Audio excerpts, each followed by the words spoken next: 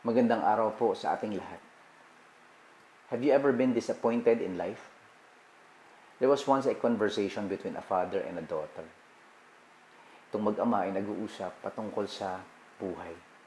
And so the daughter was complaining and ranting and expressing her disappointments and all her frustrations and all her discouragements in life. So ang dami-dami namang problema ng buhay na ito. Parang ang gulo-gulo, ang pangit-pangit, ang daming sakuna, ang daming pandemya, ang daming mga kaguluhan. Parang nakakainis. And so the daughter went on, expressing all her hurts and pain and brokenness and all her frustration about life. And so the stepfather kept silent. Ang ginawa niya, kumuha ho ng 3 kaldero.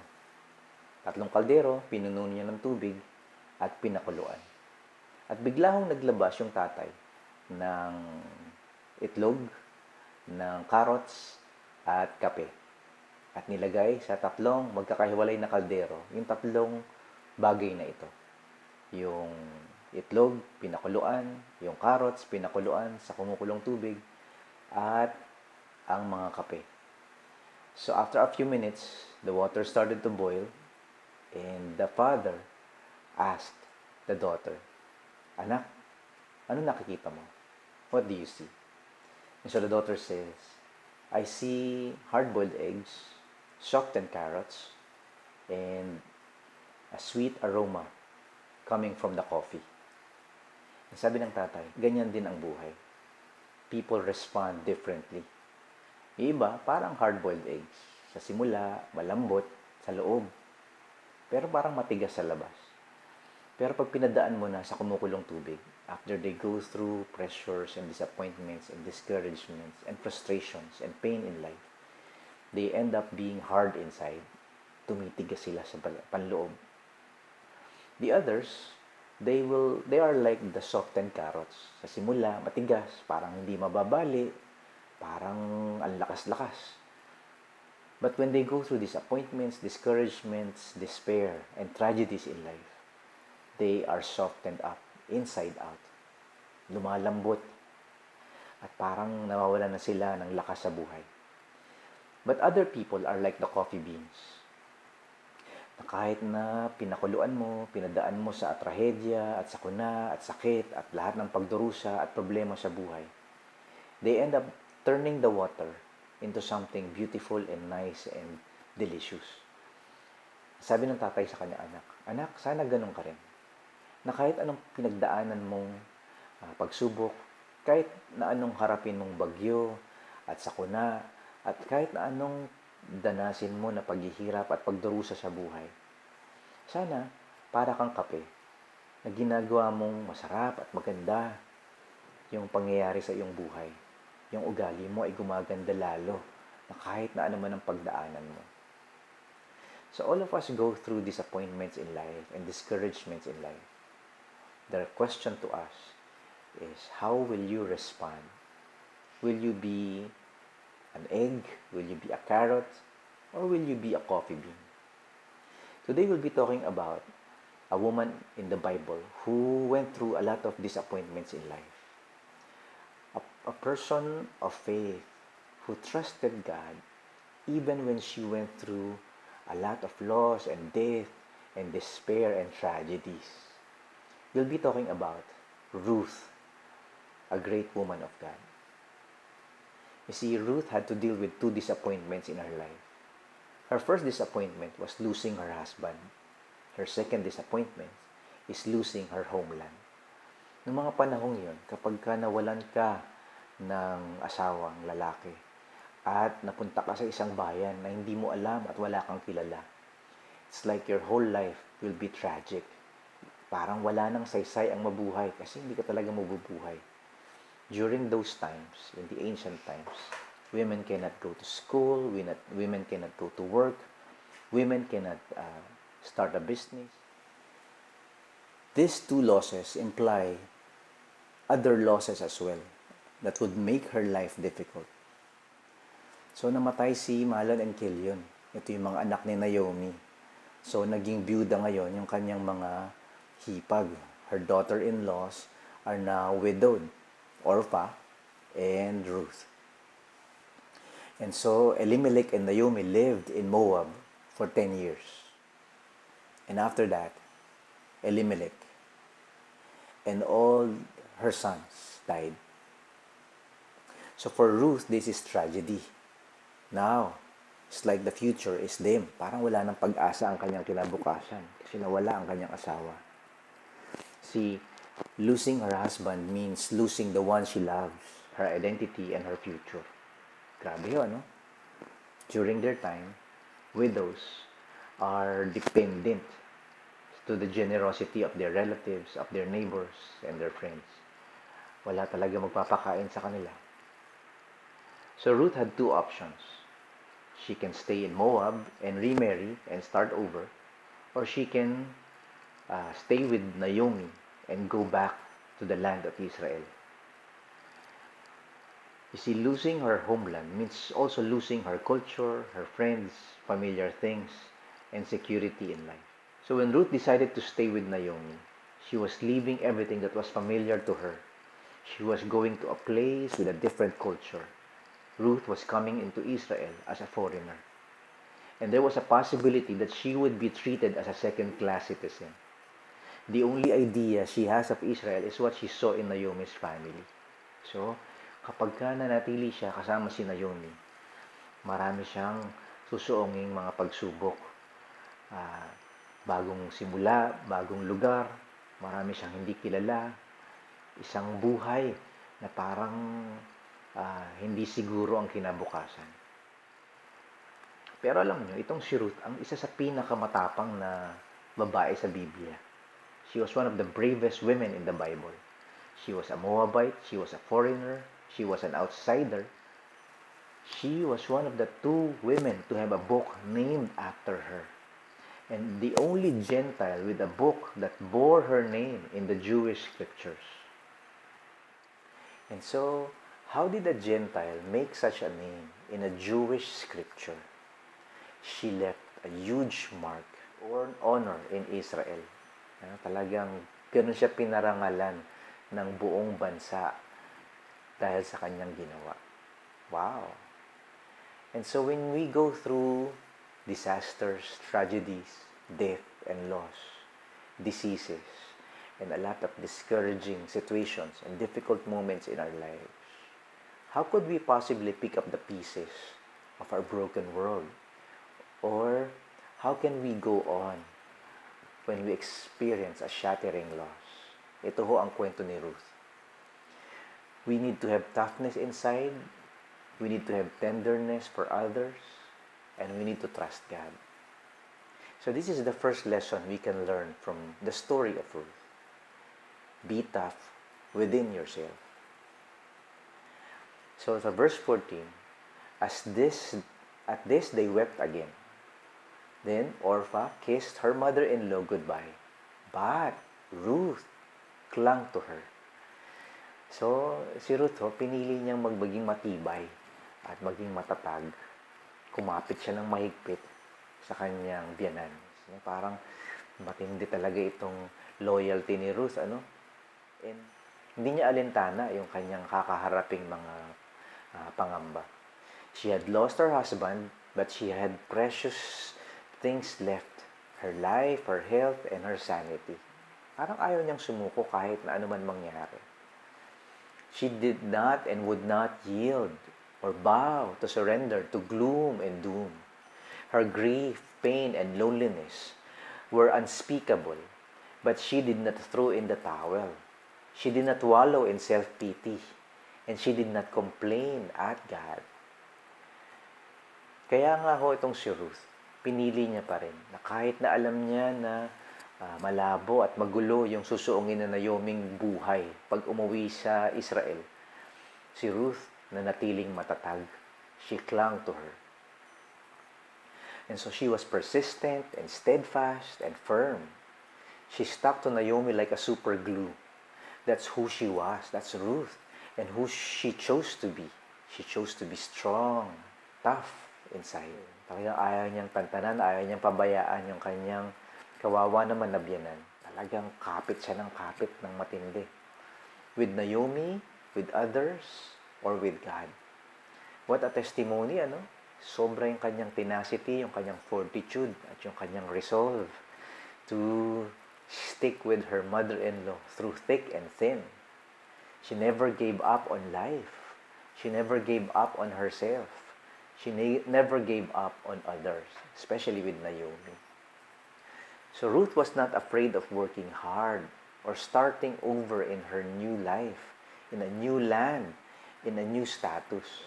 Talagang handa siya na magsakripisyo at maghirap para lang mabuhay. She did not consider it lowly to pick food from the floor or to depend on people's good graces and to live on grains and nuts. Okay lang, magtsatsaga ako hanggang mapagtagumpayan ko itong pagsubok na ito. So she would rather work at a minimum wage, no? Okay lang na kahit malinggit lang yung kanyang sinasahod, yung kanyang kinikita, makakain lang sila, mabuhay lang sila. Ito naman ho yung pangalawa na matututunan natin kay Ruth. Be tender with others. So, verse 15 to 18 says, "Look," said Naomi, "your sister-in-law is going back to her people and her gods. Go back with her." But Ruth replied, "Wherever you go, I will go." But Ruth replied, "Don't urge me to leave you or to turn back from you. Where you go, I will go, and where you stay, I will stay. Your people will be my people, and your God, my God. Where you die, I will die, and there I will be buried. May the Lord deal with me, be it ever so severely, if anything but death separates you and me." When Naomi realized that Ruth was determined to go with her, she stopped urging her.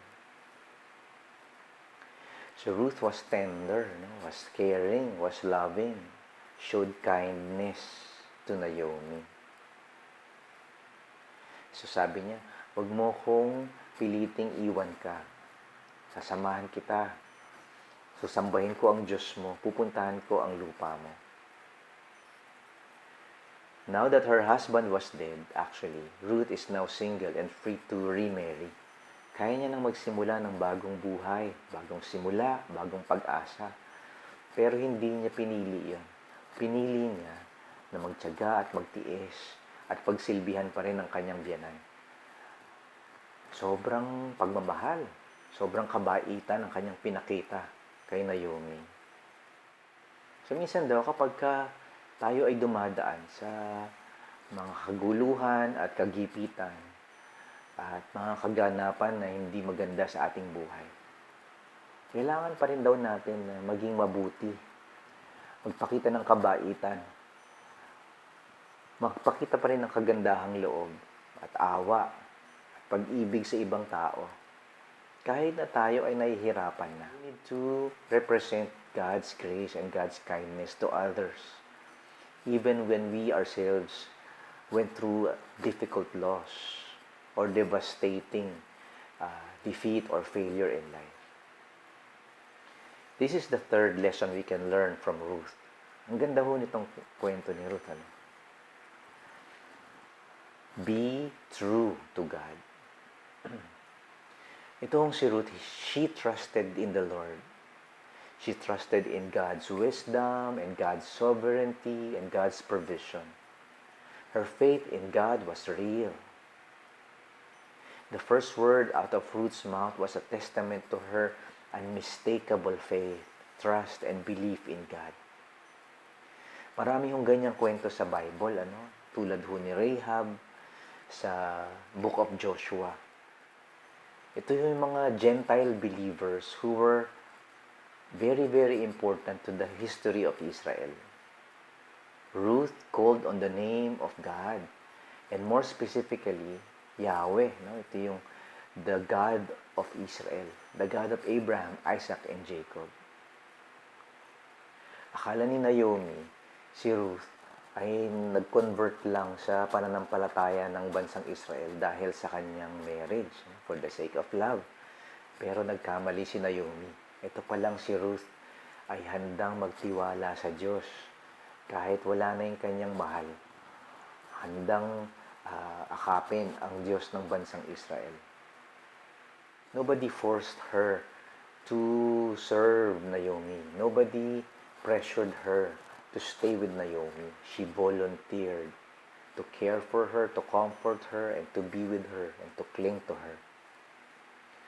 So kung tutuusin nga naman, pwede na siyang magsimula ng bagong buhay, mag-asawa uli. Pero pinili niya ang Diyos, pagtiwalaan ang Diyos.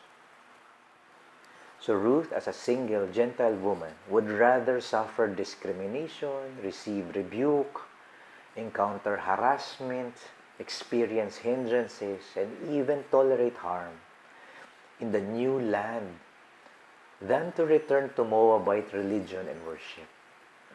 As Ruth deals with her disappointments, she decides to put her trust in the God of Israel. This is the kind of God he trusted. Itong Diyos na pinagtiwalaan niya. Hindi naman siya nabigo. This God ensures that orphans and widows receive justice. That this God shows love to the foreigners who lives among the people of Israel and gives them food and clothing. Ayan, ang dami ho niyan sa Bible, no? Ang puso ng Diyos ay nagmamahal at kumakalinga sa mga mahihirap, sa mga byuda, sa mga mahihina, at sa mga dayuhan.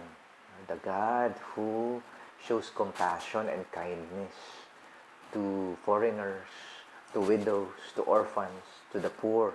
So the ending of the story is, as Ruth trusted God, she found provision, security, acceptance, and identity in the land of Israel. So God is able to turn something bad into something good. That's the story of Ruth. As Ruth trusts God, something great, something good, something beautiful happens when she steps out in faith. In the end, Ruth did not know that she will eventually become the great-grandmother of King David.